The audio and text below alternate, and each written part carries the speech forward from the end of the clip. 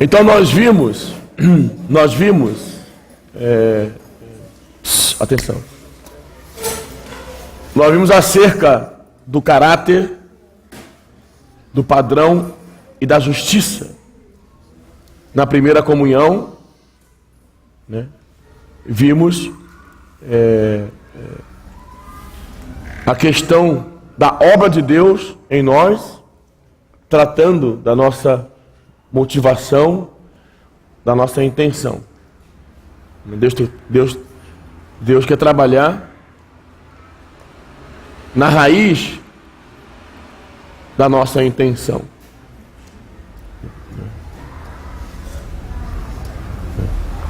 Na nossa motivação. Não naquilo que aparenta a ser, mas naquilo que é realidade. Então usamos um versículo que explica a pergunta do fariseu, né? Então o Senhor respondeu: não vem o reino com visível aparência. O reino não vem com visível aparência, mas o reino de Deus está dentro. Então, um contraste entre o que está dentro e aquilo que aparenta ser. Então, nós admiramos e nós vivemos por aquilo que aparenta ser. Mas Deus olha o que está dentro, o que é realidade. Na nossa vida cristã, o que é realidade e o que nós apresentamos? Nós apresentamos muita coisa. Mas o que é realidade, né? Então esse é o desenho da primeira porção dessa comunhão. O Senhor exterminando toda aparência, né? E trazendo a realidade, ainda que a realidade seja aquilo que nós lemos. Nós precisamos muito de que o Senhor possa formar o seu caráter em nós. Precisamos muito que o Senhor trabalhe nas nossas intenções, na nossa motivação. Precisamos muito que o Senhor trabalhe na nossa pessoa. Então, não importa a realidade. Tem que ser a realidade. Amém? Aqui não tem uma exigência que a realidade seja extraordinária. Aqui está exigindo que seja realidade. A minha realidade é esta, Senhor. Muda o meu caráter. Amém, irmãos? Trabalha na minha motivação. Trabalha na minha intenção. Porque se nós vivermos de aparência, nós vamos emudecer na presença do Senhor. Como aquele servo que estava à mesa, em Mateus 22, e o rei foi à mesa ver como estavam os convidados, e ele estava sem vestes nupciais. Entendeu? E o rei perguntou: amigo, como entraste aqui sem vestes nupcial? E ele emudeceu. E o Senhor mandou amarrá-los de pés e mão e lançá-lo nas trevas. Então, toda a sua vida foi de aparência. Foi tanto que ele enganou a ele mesmo. Entendeu? Porque no tribunal de Cristo não tem jeito. Ninguém vai passar por sorte, né? Mas nós temos que alcançar a medida de Cristo em nossa vida. Amém? Cada um tem a sua medida, cada um tem a sua estatura. Amém. Entendeu? Cada membro tem a sua medida de Cristo. Bom, por quê? Por que exterminar com a aparência? Por que viver a realidade? Porque vamos enfrentar justamente esse quadro, né?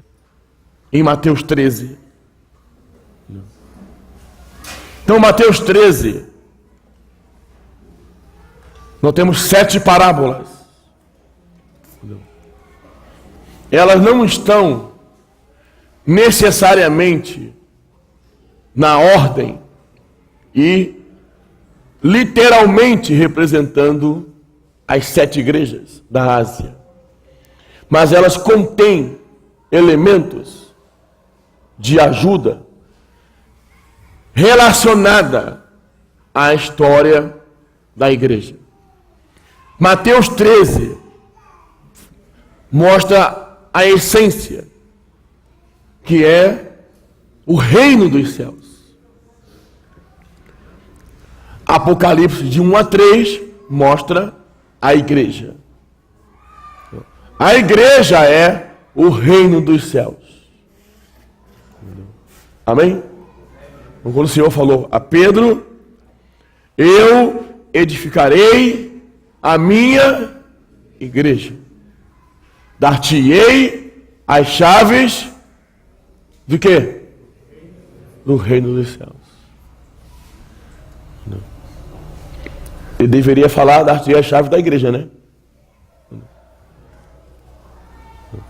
Então aqui nós temos um sentido muito prático, né, visível, e um sentido muito espiritual. Entendeu? É possível que tenhamos a igreja e não tenhamos o reino dos céus. Entendeu? Mas é impossível ter o reino dos céus e não ter a igreja. Daí você pergunta: mas você não falou que a igreja é o reino dos céus? Sim, deveria ser. E é, porém, é possível termos, vamos aqui desenhar uma casca. Entendeu? Né? Então vamos aqui, perdoe aqui essa comparação. A igreja é uma casca. O reino dos céus é a sua realidade. Entendeu? A igreja, na sua história, ela termina como uma casca. Entendeu? Sem a presença de Deus, que é a Laodiceia. A igreja sempre estará até a volta do Senhor aqui na terra. Amém? Mas pode acontecer que no ambiente em que ela está dando testemunho, não esteja ali a esfera do reino dos céus. Não é o Senhor quem governa. Não é o Senhor quem é o centro. Ela não representa o céu na terra.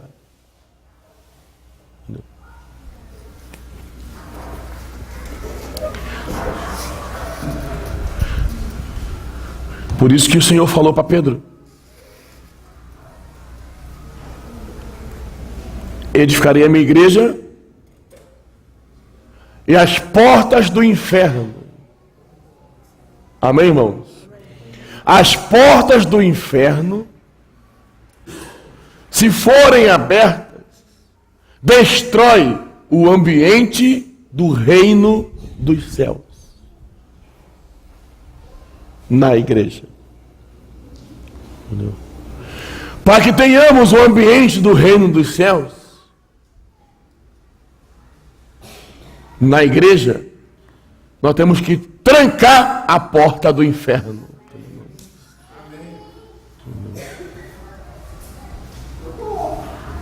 Amém, irmãos?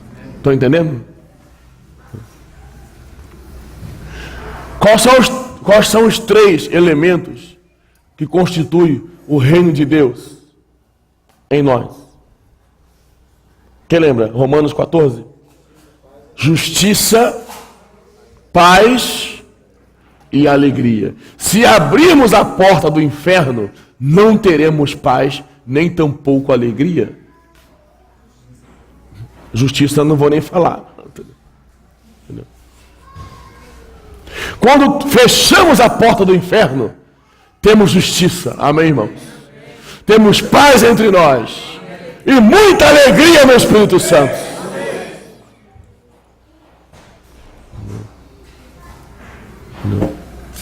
É ou não é verdade? Então, quando o Senhor revelou o reino dos céus, em Mateus 13, que ele chamou de mistérios do reino dos céus, ele explicou o que aconteceu.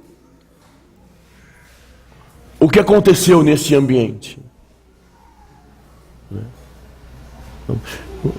O Senhor está falando assim de essência, de algo mais profundo.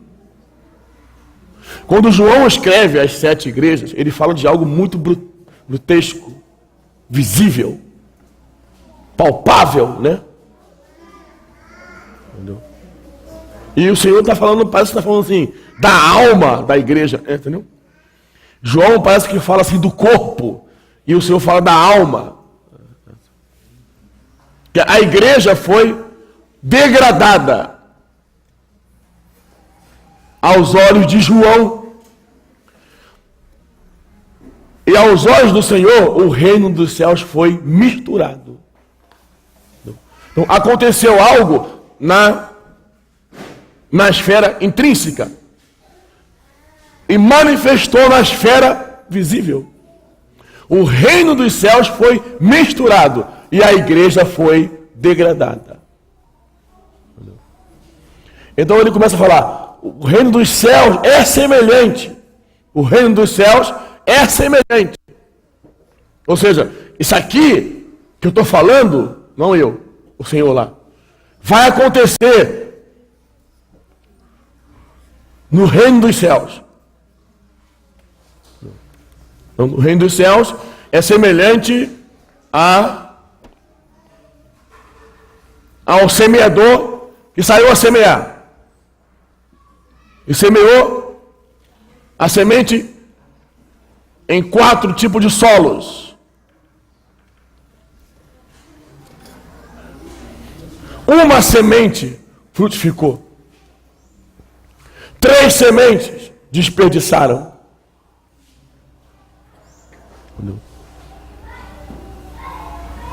E o Senhor, quando falou para eles que muitos queriam ver o que eles estavam vendo e ouvir o que eles estavam ouvindo. E depois o Senhor falou na explicação que aquele que não compreende a palavra do reino, vem o maligno e arrebata. Não é fácil, é uma luta. É uma luta por causa da condição do nosso coração. A palavra cai, mas não frutifica. Não penetra, porque tem pedra. Não cresce, porque é abafada por espinhos. Então o Senhor quer nos ajudar, irmãos. Amém? A nós tratarmos com o nosso coração.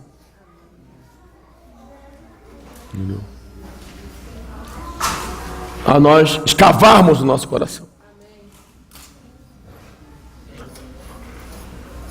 Não é mudar de comportamento porque estão me olhando.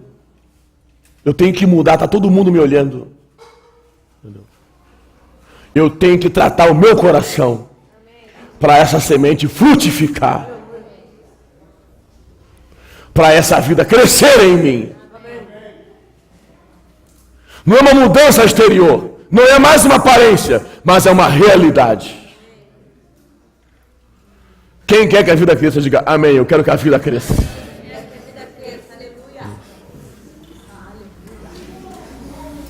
Nós temos capacidade de mudar de hoje para amanhã. aparecer aqui amanhã com cara de santo. E interiormente um tremendo de um picareta. O lobo pode se vestir de ovelha. Satanás se transforma em anjo de luz, quanto mais nós em crente.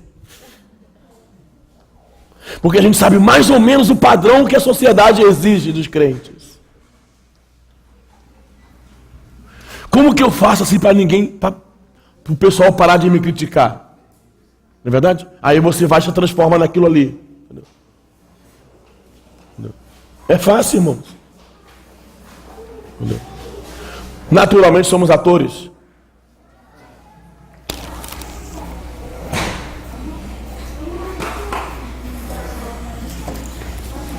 Então tem 4 tipos de solos.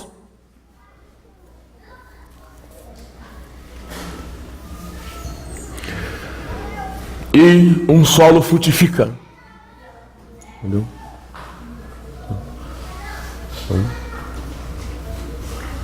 Então, 3 solos não frutificam. Entendeu? Então, por isso que surgem 2 ambientes no reino dos céus. Um ambiente, ele é de aparência. São produzidos por solos que não frutificam. Todos recebem a semente. Uns não frutificam. A semente não causa transformação. Outros frutificam. Daí surgem 2 ambientes. Um vive a realidade e o outro vive na aparência.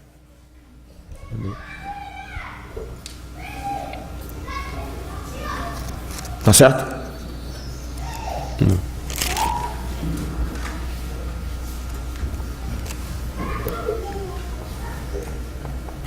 Daí então tem a parábola do joio.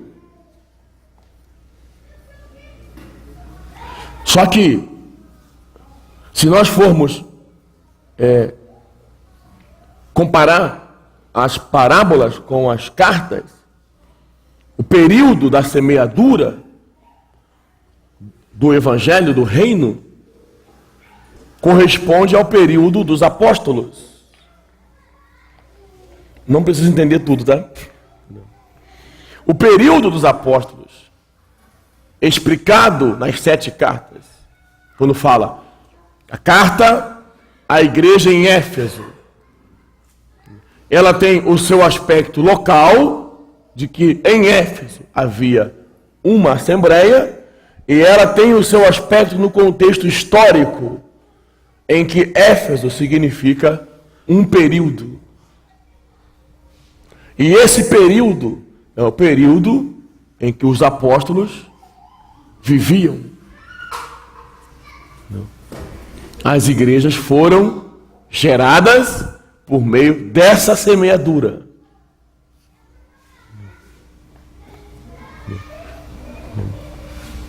De Jerusalém até Roma, o evangelho foi semeado. Amém, irmãos? Amém? Não. Esse período ganhou uma característica, que é uma característica de discernir os apóstolos, julgar a palavra. Mas aconteceu uma tragédia. Éfeso perdeu o primeiro amor. O Senhor não está falando necessariamente com a igreja na localidade de Éfeso, mas as igrejas daquele período, entendeu? Perderam o primeiro amor. Entendeu? Na situação local de Éfeso, o seu candelabro foi ameaçado. O candelabro da igreja é o testemunho que a igreja dá. Entendeu? Então a igreja permaneceu, mas o seu candelabro estava ameaçado. E o Senhor disse que iria remover o seu candelabro. A igreja não iria dar mais testemunho de Jesus Cristo. E no contexto histórico, aquele período de Éfeso, onde o Senhor fala, arrepende-se, lembra-te onde caíste, e volta à prática das primeiras obras. Para compreendermos a prática das primeiras obras, temos que compreender todo o contexto das igrejas do primeiro século. As igrejas que foram implantadas por meio do ministério dos apóstolos representam, eu estou resumindo, tá, irmãos? Representam Éfeso. Amém? Amém? Fácil, né? Isso aqui é o período da semeadura. O semeador saiu a semear. A semente foi propagada.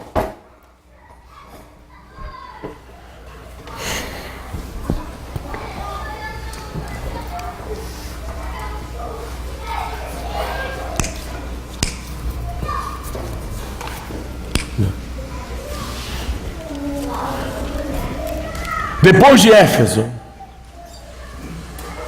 a conclusão do período dos apóstolos é com o sacrifício, com a perseguição, representada por Esmirna. Éfeso significa desejável. Primeiro, no primeiro século, as igrejas eram desejáveis para Deus. Depois ela perdeu o primeiro amor. Esmirna significa sofrimento. O período em que a igreja passou a tribulação, 10 períodos de tribulação, representando o martírio dos crentes e a exterminação dos apóstolos por meio do Império Romano.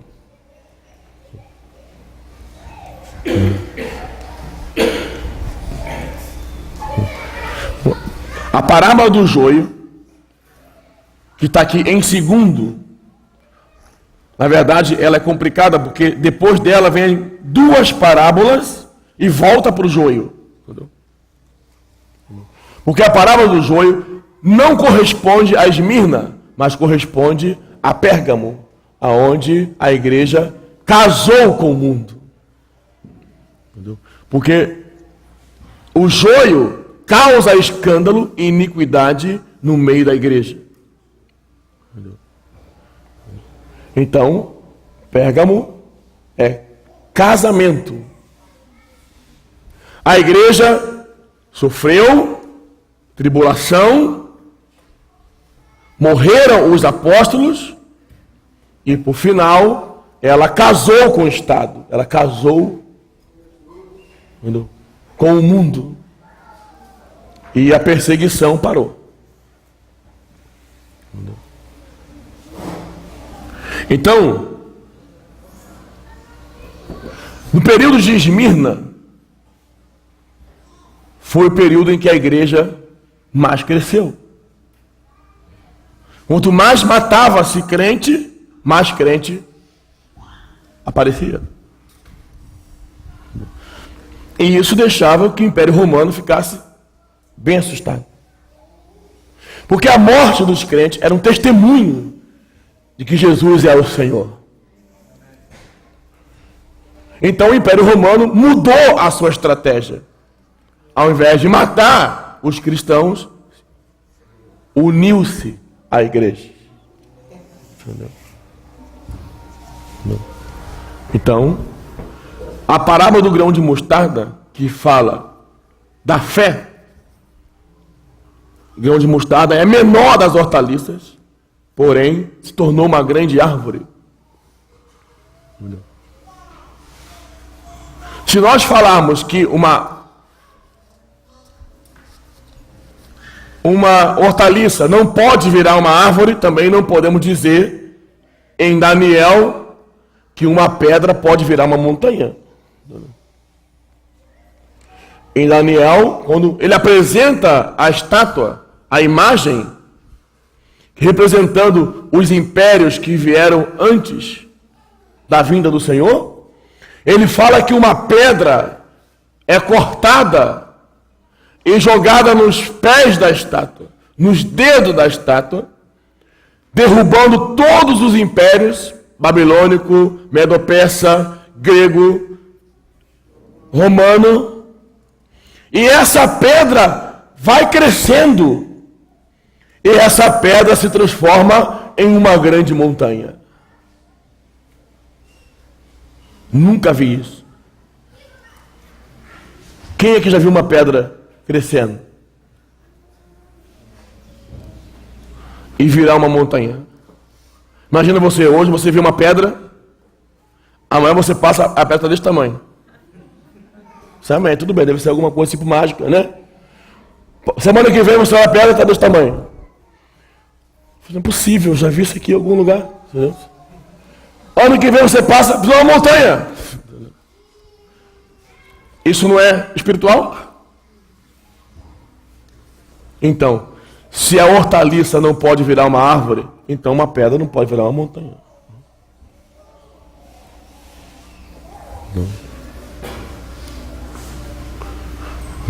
Então eu acredito que, como o Senhor usou o grão de mostarda para representar a fé. Se tiverdes fé do tamanho de um grão de mostarda, dirás a esse monte, passa para cá, e ele passará. Então a fé, quando o Senhor falou da fé, ele exemplificou-a como um grão de mostarda. Então a parábola do grão de mostarda, ela tem relação com a fé. Então, o fato da hortaliça virar uma árvore é porque essa obra é obra da fé. E a fé dos crentes cresceram à medida que eles eram perseguidos e martirizados. Em Esmirna. Então, amém, irmãos? Está difícil? Então, olha. Éfeso, desejável. Amém? Fala, Éfeso, desejável. Então, são as igrejas do primeiro século, correto? No período dos apóstolos. E terminou com o martírio. Esmirna, fala para o teu irmão, Esmirna, perseguição. O período em que o Império Romano perseguiu e martirizou a igreja. Amém? Então, as igrejas foram perseguidas, o Império Romano se uniu à igreja, principalmente por meio de Constantino.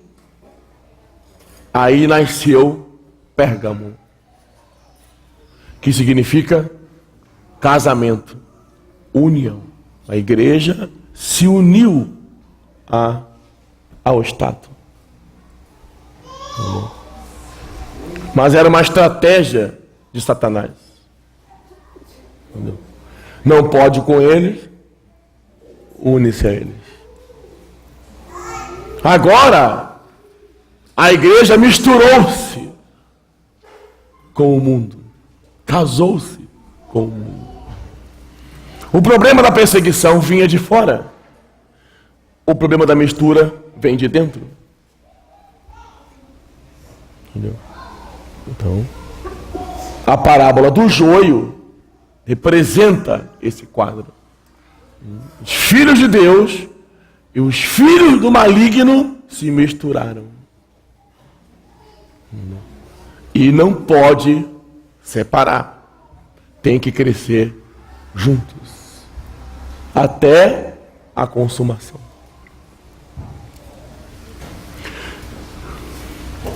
Então nós estamos crescendo junto com o joio.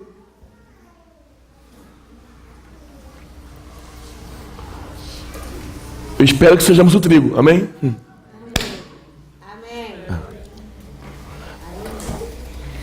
Você sabe que o trigo e o joio são semelhantes. Olha para o irmão que está ao seu lado. O joio parece filho de Deus.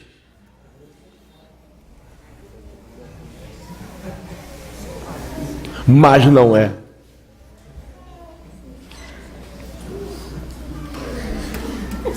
Jovens, muito cuidado, amém? Amém, jovens? Amém. Principalmente vocês que vão casar ainda. Cuidado para não casar com joio e nascer joinhos. Daqui a pouco vem você, o seu marido joio e os joinhos, né? Nem tudo que parece é. Esse é o perigo da aparência do reino. Então, Pérgamo. Amém? Amém? Pérgamo. Irmãos, jovens, assim, é difícil falar porque vocês... É tremendo essas 3 primeiras etapas da igreja. Quando a igreja perde o fluir da vida,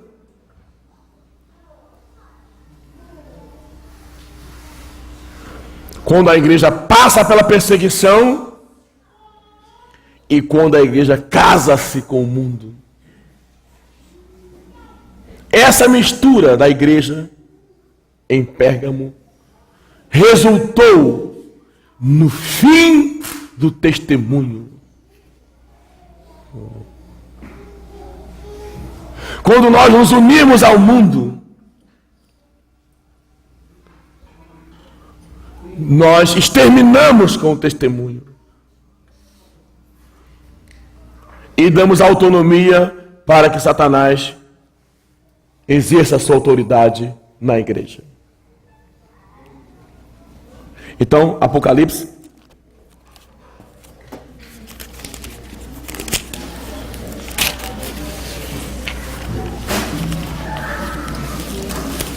quem está vivo, diga amém. Amém. Quem está entendendo, diga amém. Amém. A gente não está lendo, é difícil entender, mas paciência. É só você entender que, porque o Senhor fala do reino dos céus, e fica assim meio abstrato, né? No reino dos céus veio o joio, veio o pássaro. Quando João escreve as 7 igrejas, você vê claramente o que aconteceu com a igreja no campo visível, aconteceu com o reino dos céus no campo invisível. O reino dos céus se misturou, a igreja se degradou, ou vice-versa. Apocalipse 2, 12.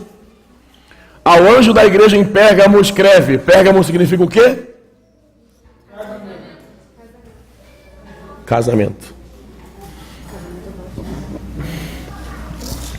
Estas coisas diz aquele que tem a espada afiada de 2 gumes.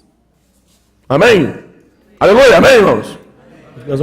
A espada para separar esse casamento. Né? Aleluia pela palavra, aleluia. A palavra é uma espada, amém, jovens? Para quê? Para separar. Esse é o único casamento que Deus quer separar. A palavra penetra e separa aquilo que é realidade daquilo que é aparência. 13. Conheço o lugar em que habitas, onde está o trono de Satanás. O trono de Satanás é a sua autoridade.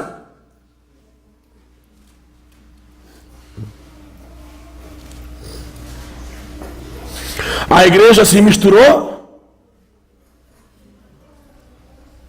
o trono de Satanás apareceu. Quem governa ali é Satanás. Não.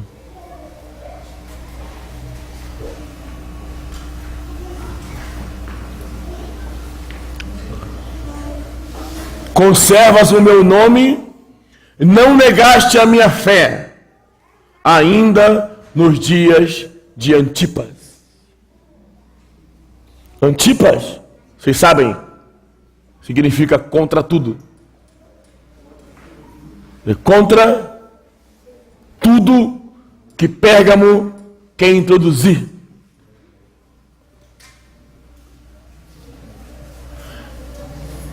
Minha testemunha, meu fiel, o qual foi morto entre vós, onde Satanás habita.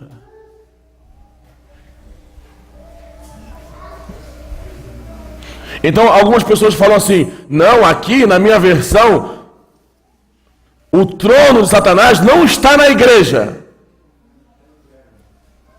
Está em Pérgamo. Tá, e na última frase, entre vós.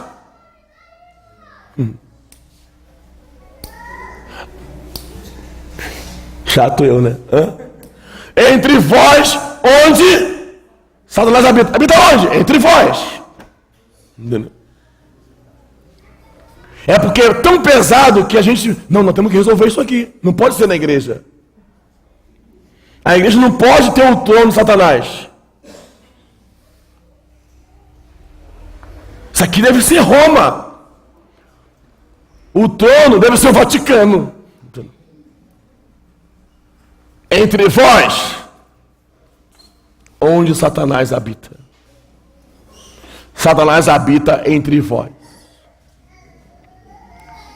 E o resultado disso foi a morte de Antipas, que representa o testemunho. Esta igreja não dá mais testemunho de Jesus Cristo. Irmãos, para que sermos igreja? Para que tanto esforço para reunir? Não é verdade? Tem tanta coisa boa para fazer nesse mundo. Estamos aqui reunidos. Mas imagina se nós perdermos a nossa função como sal que perdeu o seu sabor. Entendeu? Então a mistura... Posso continuar? A mistura extermina o testemunho. E Pérgamo perdeu o testemunho.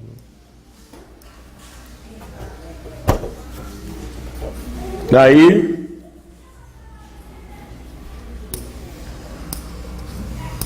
nasceu um sistema. Porque entrou, se o testemunho morreu, Antipas, que lutava na defesa do evangelho, que ele pode ser uma pessoa ou pode ser um grupo de pessoas, eu creio mais nisso, que Antipas representa um grupo de cristãos que resistiram à introdução das doutrinas heréticas na igreja e foram exterminados. Uma vez que você mata o testemunho, então você pode introduzir o que você quiser. Então, em Pérgamo surgiu a doutrina de Balaão, ensinamento de Balaão e o ensinamento dos nicolaítas. Um sistema de clero, leigos, foi gerado dentro da igreja. Agora a igreja não dá testemunho do Senhor. Entendeu?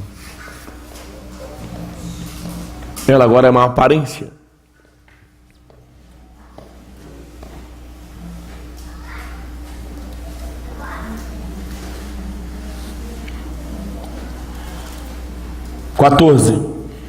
Tenho todavia contra ti algumas coisas,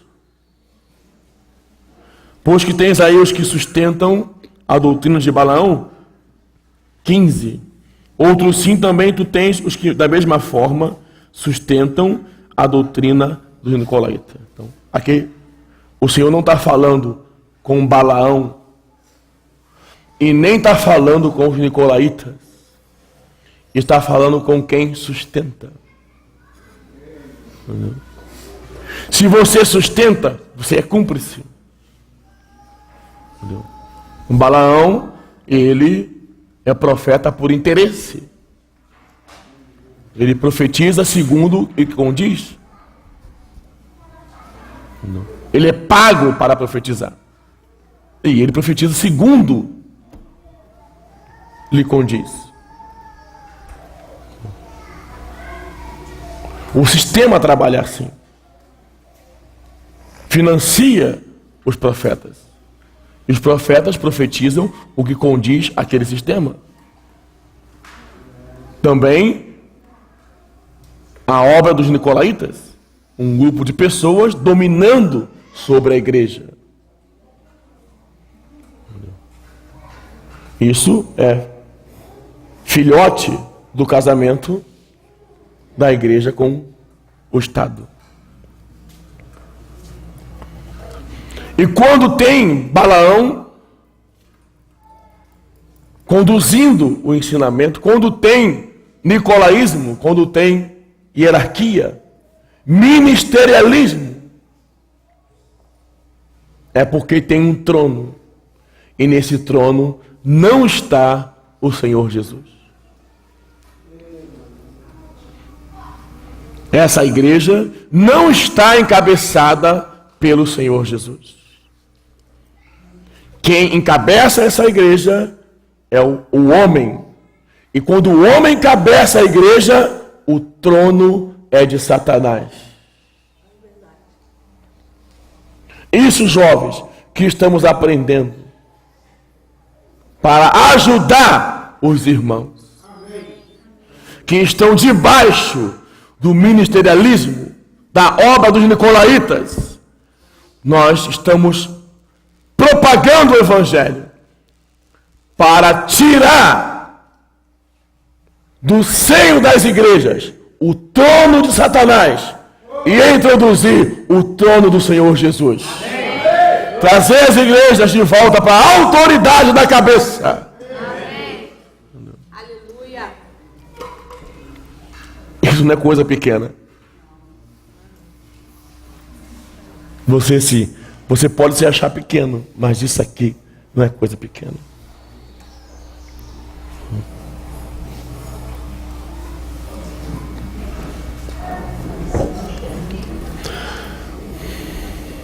Depois da igreja em Pérgamo, Tiatira, que para alguns estudiosos representa o surgimento do catolicismo romano. Tiatira significa sacrifício. Tudo é por sacrifício. Nada mais é pela vida.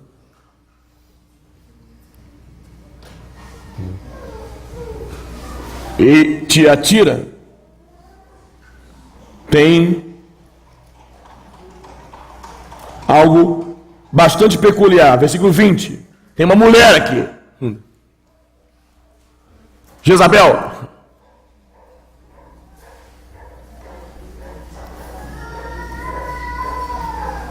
Olha, depois que mataram Antipas, virou festa. Balaão está reunindo, Nicolaíta estava, todo mundo, Jezabel está reunindo, todo mundo. São doutrinas. Jovens, presta atenção na importância do testemunho. Amém, jovens?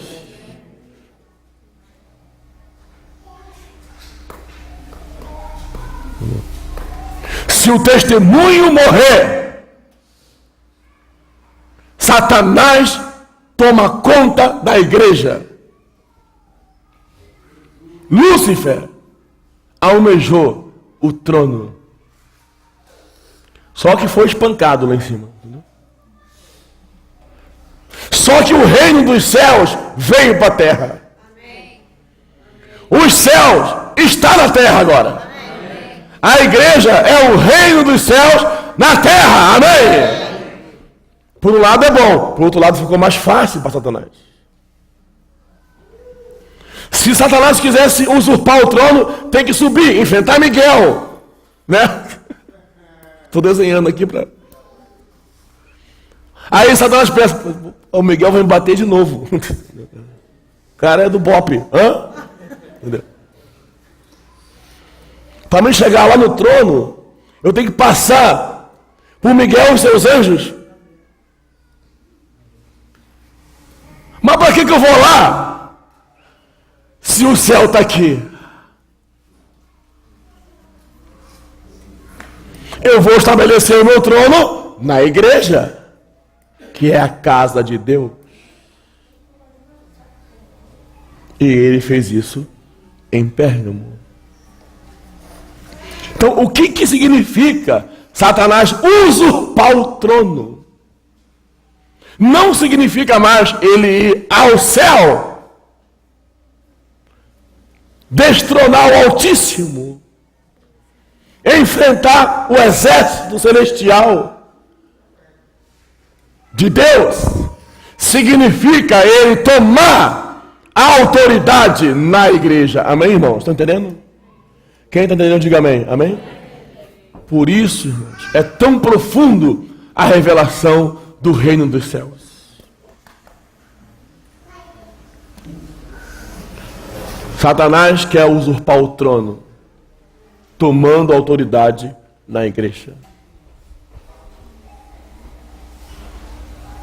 Então, quando falamos que os demônios querem as pessoas, né? Voltarei para a minha casa.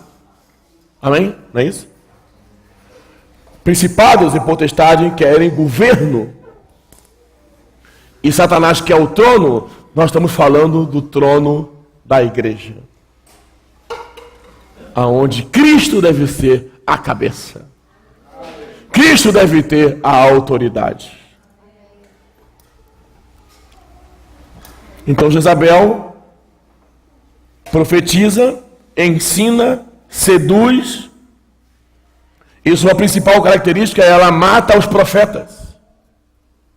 Ela é a única boca, ela fala sozinha.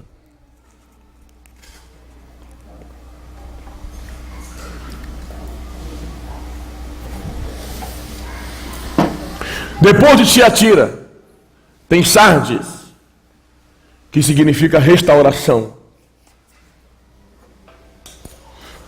Nome bonito, amém? Amém ou não? Mas é só o nome. O Senhor falou para Sardes, tem nome de que vive, mas está morto. Sardes é uma reação do Espírito Santo para restaurar a igreja. Restaurar o trono, a autoridade de Cristo. Mas Sardes só tinha aparência. Eu contei já aqui a história de Sardes para vocês. Uma cidade no alto. Lembram? E os inimigos não conseguiam chegar até lá. Então um soldado teve a ideia de pernoitar para ver como é que eles saíam de lá. E ele viu uma pessoa descendo. Fala a história que é um soldado que estava descendo. Então ele subiu pelo mesmo caminho que aquela pessoa estava descendo. Entraram em Sardes e destruíram tudo. Mas a cidade continuou lá no alto. Sem nenhuma realidade, mas na posição em que ela se encontrava antes. Então ela passou a ter, todo mundo queria morar em Sardes. Meu sonho é morar lá em cima. É uma cidade imponente, no alto, à vista. Só que só tinha nome. e ela não restaurou.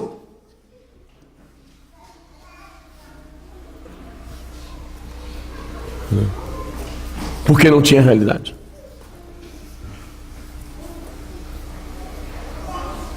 Então, depois de Sardes, temos Filadélfia. Amém? Aleluia. Amém.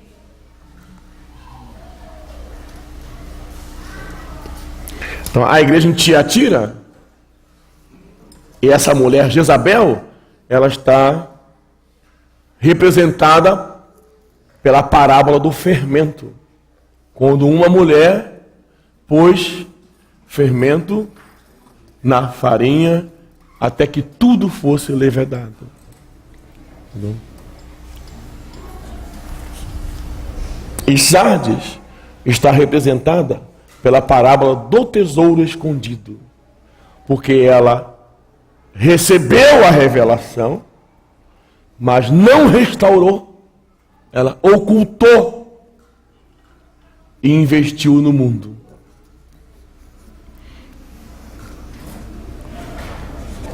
E Filadélfia, pela parábola da pérola de grande valor.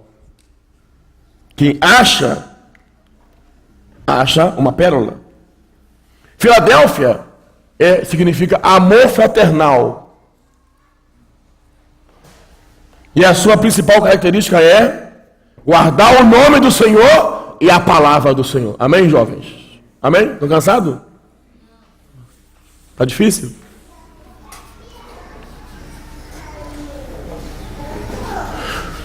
E para Filadélfia o Senhor fez uma promessa. Assim, capítulo 3, versículo 10. Porque guardaste a palavra da minha perseverança, também eu te guardarei da hora da provação, que há de vir sobre o mundo inteiro, para experimentar os que habitam na terra. Venho sem demora, conserva o que tens, para que ninguém tome a sua coroa. Tá certo? Aí nós temos que entender a menção do Senhor quando fala a respeito da sua vinda. 4 menções, já falamos aqui. Para Tiatira, até que eu venha. Amém?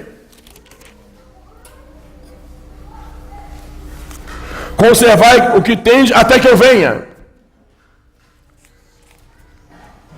Para Sardes, eis que eu virei. Para Filadélfia, venho sem demora.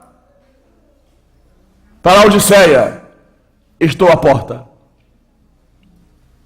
Se nós considerarmos essas 4 menções, de Tiatira a Laodiceia, nós vamos concluir que a vinda do Senhor, ela é em Laodiceia, ou seja, a igreja estará em Laodiceia. A igreja estará no estado de Laodiceia, morna,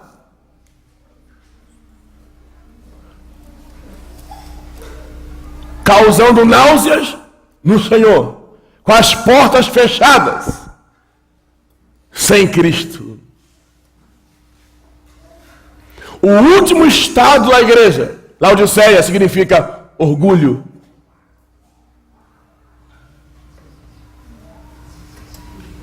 Estamos fartos, abastados, ricos, porque a cidade de Laodiceia, ela é rica, ela produz colírio, ela vende ouro, ela fabrica veste. E o Senhor falou para ela: aconselho-te que compre de mim colírio para que vejas. Como se o Senhor dissesse: vocês vendem colírio para fora, mas vocês mesmos são cegos. Vocês vendem ouro para fora, mas são pobres. Vocês produzem veste para o mundo todo, mas estão nus. Eis que estou à porta e bato. Esse é o último estado da igreja. As portas fechadas. E a igreja miserável. pobre, cega e nua. Jovens, o último estágio da igreja é de miséria espiritual.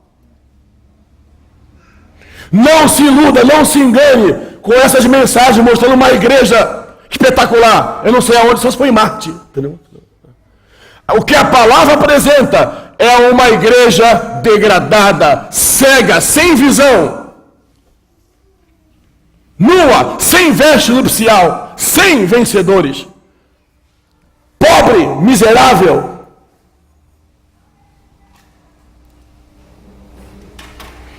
Então a igreja termina nessa condição. Quando eu falo igreja, estou falando da totalidade do povo de Deus.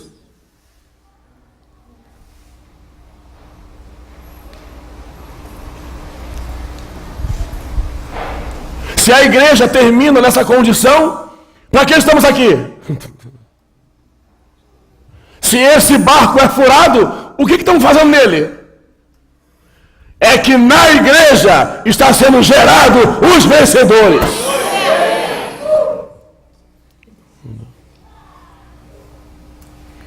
Os vencedores são aqueles que carregam o testemunho até a vinda do Senhor. Quem quer vencer, diga: eu quero vencer. Mas muito forte o que vocês falaram agora. A igreja produz o vencedor. Amém. E o vencedor, pelo menos, vence 5 coisas mais importantes. Vamos dizer que são 5 características dos vencedores. Vence o mundo pela fé. Essa é a vitória que vence o mundo, a nossa fé. Nós temos que vencer o mundo, jovens. Vence nas tribulações, no dia a dia, na angústia, na perseguição, na fome, em todas estas coisas, somos mais que vencedores. Vence em todas as coisas que o Senhor nos proporciona. O vencedor não faz campanha para essas coisas terminarem. Ele vence em todas essas coisas.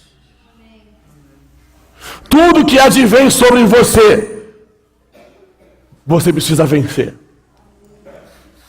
O vencedor vence a acusação de Satanás.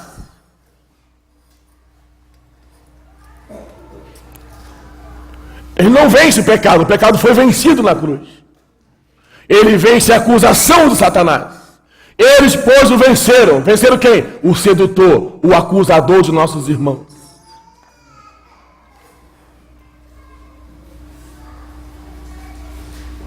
E ele vence a degradação da igreja. E por fim ele vence a besta e a sua marca.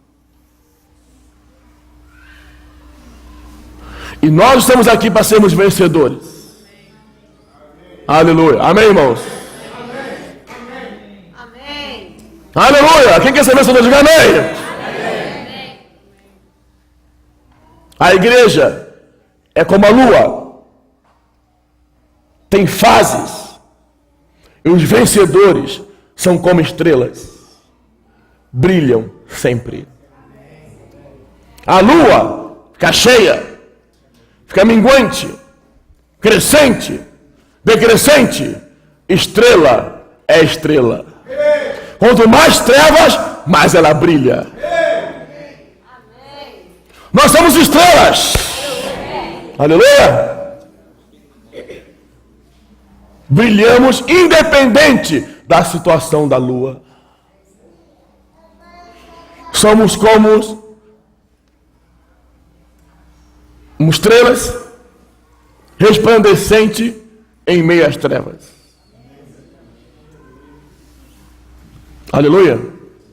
Amém? Amém. Somos os que sustentam o testemunho, os que dão testemunho, os que morrem pelo testemunho. O Senhor, irmãos, vou falar algo aqui, me perdoe. O Senhor não tem mais a igreja na sua totalidade. O reino dos céus já se misturou. A igreja já se degradou. O Senhor só tem uma coisa: o testemunho, as testemunhas. Que sejamos um deles, amém? Aleluia, irmãos. Satanás não estava lutando com os vencedores. Não. Satanás está pensando que acabou com todo mundo, né? Ele foi vitorioso.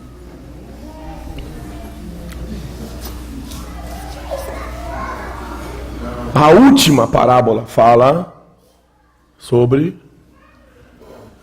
A conclusão da última parábola fala sobre o escriba que tira do depósito coisas boas, coisas velhas e novas. Que possamos ter um depósito com coisas velhas e novas. Amém. Laodiceia tinha um depósito só com coisas velhas. Não queria receber nada novo. Estava farta. Irmãos, nunca estejamos fartos. Amém. Sejamos pobres de espírito. Então o que o Senhor quer de nós? O Senhor quer que nós sejamos o seu testemunho. Amém, jovens? Então, eu estou aqui gastando esse tempo para mostrar o reino dos céus, a realidade do reino dos céus. São os vencedores. Entendeu? A realidade do reino dos céus é vivida pelos vencedores. É vivida pelas testemunhas. A maioria da igreja, na sua totalidade, vive uma aparência. Que Deus possa ter misericórdia de nós. E possamos avançar. Amém? Aleluia? Quem entendeu, diga amém. Amém.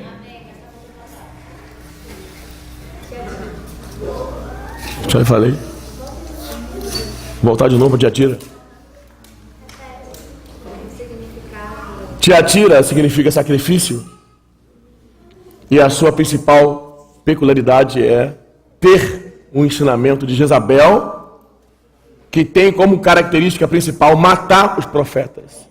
Então Tiatira representa um sistema onde funciona como uma única boca, sistema papal, onde os profetas não têm direito de falar se somente uma pessoa fala. É um sistema. Entendeu?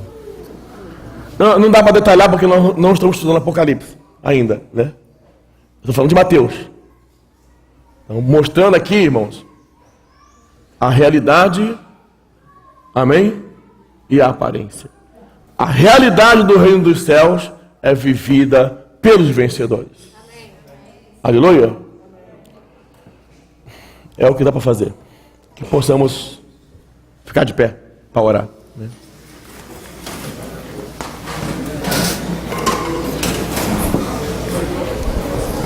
Senhor, nós te agradecemos, Pai.